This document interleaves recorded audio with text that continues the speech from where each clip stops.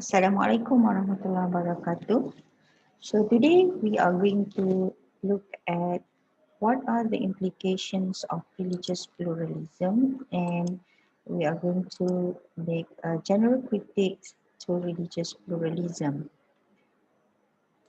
So the first point that we are going to discuss today would be the end of religions. So how does religious pluralism brings an end to religions, to the existence of religions? So if we look at the way propagators or pluralists are,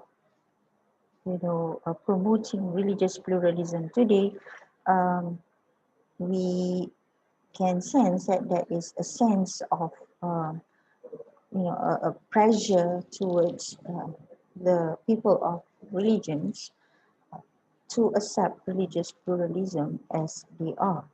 And to a certain extent, the pluralists can be perceived as being intolerant because, as we have clearly discussed it in our meetings before, that people of religions fundamentally do not accept other religions as truth. Yeah, I mean, all religions teach that the only truth can be found in one's religion and not in every religion. But pluralism or the pluralists seems to impose on the idea that we have to subscribe to religious pluralism and to accept that other religions are as true as our own religion.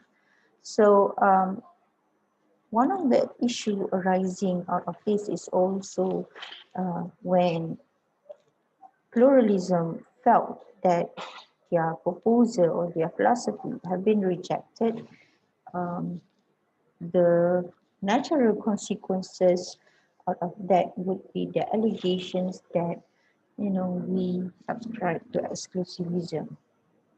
In the sense that if someone will not accept religious pluralism or does not accept religious pluralism, he then is an exclusivist. So if we compare this with what the pluralists were trying to propagate from the very beginning, that is a sense of open-mindedness and liberalism, in freedom in terms of belief. But now when pluralism became and impose values and impose philosophy, there is some sense of absolutism that comes together with it. So it is quite funny that religious pluralism from the very beginning tried to curb or reject exclusivism, but now that pluralism has itself become an exclusive philosophy, in the sense that people who believe in his own religion uh, is asked to keep themselves open and to subscribe to religious pluralism. This is one of the situations whereby pluralism became, kind of dogmatic idea about how to perceive diversity, how to interpret religious truth. Um, and secondly, with secularism, and with the idea that all religions have different interpretations toward the truth, it inculcates the sense of skepticism in religion, agnostic towards the truth, towards the ultimate in religion, which many of us know that in radical situation it leads to atheism. Now, the approaches taken by pluralists, especially secular pluralists that try to do away with theology and replace it with global theology, it diminishes or it undermines the unique character of theology in the different religion. And this is one humanistic approach that demolish, the role and the function of a religion.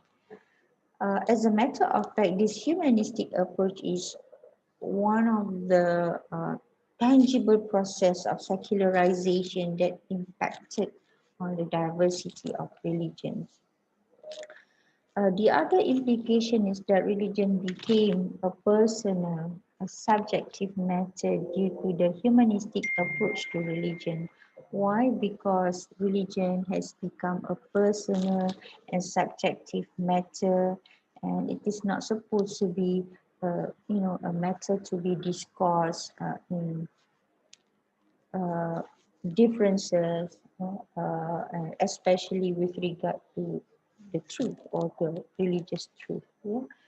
Um, but at the end of the day, secular humanism, secularism and humanism seems to be, liberate religion from sense of exclusivism. But at the end of the day, it has a repercussion to the religions themselves, because too much freedom to people of religions will implicate that there is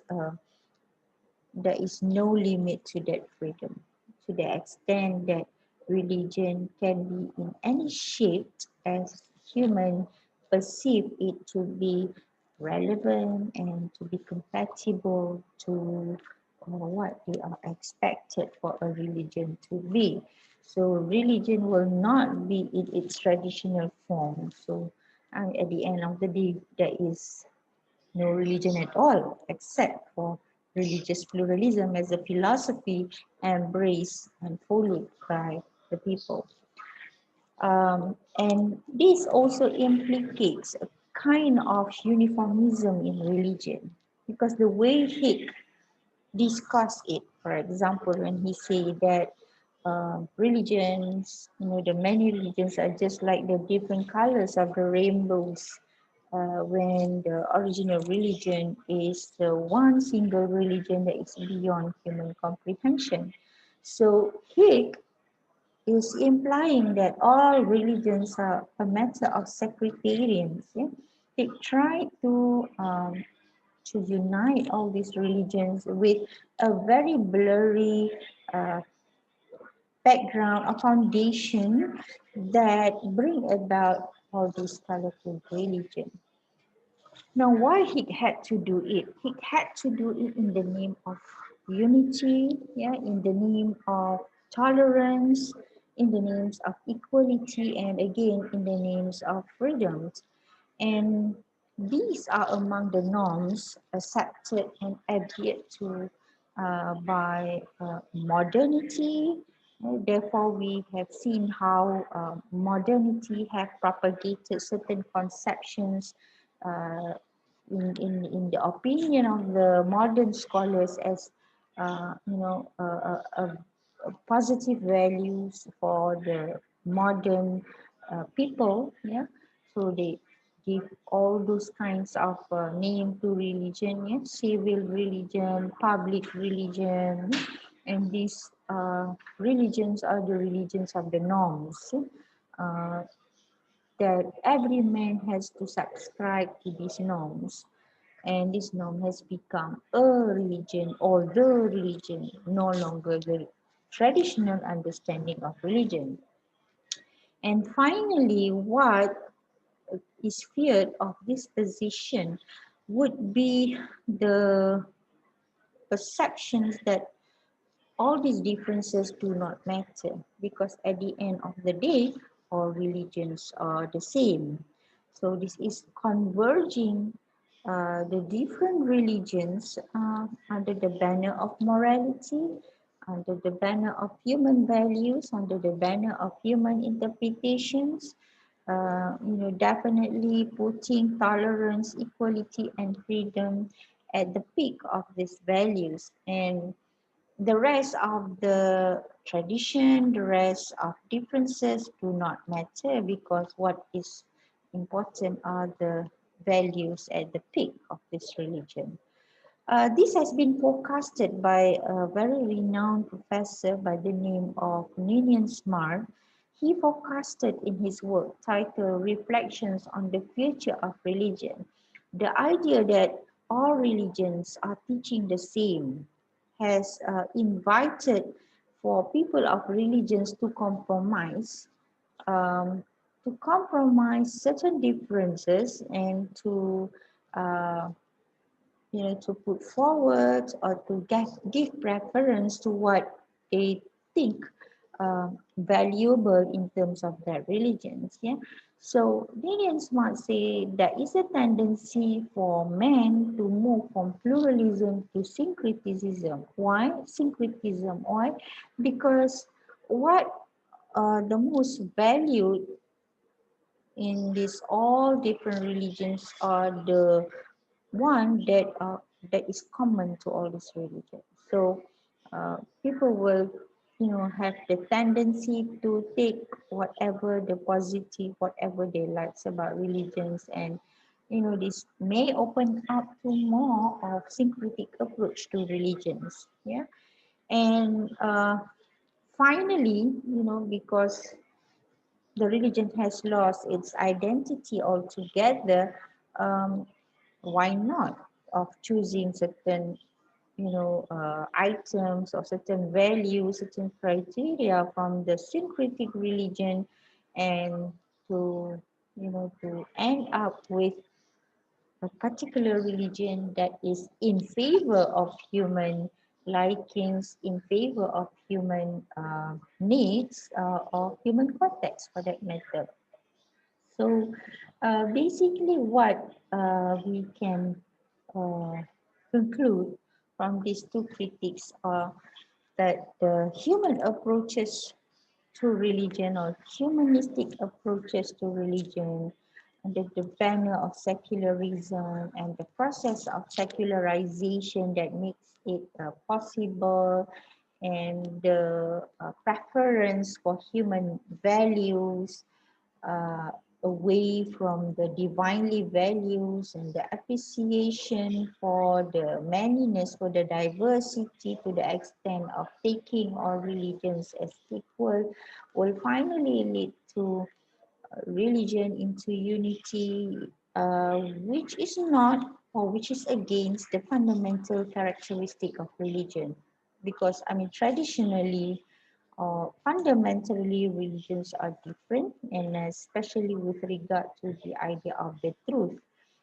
This has been the real differences between religions, but pluralism tries to compress all these religions and uh, remove or undermine the differences and project the unity, what unites a religion. And as I have mentioned just now, some of the modern scholars say, look, perhaps this is going to develop and evolve from time to time. People have been uh, very selective. Yeah, people become very selective, and they will mix and match. And finally, when the religions lose its own shapes or its own identity, people may extract from what they have developed beforehand and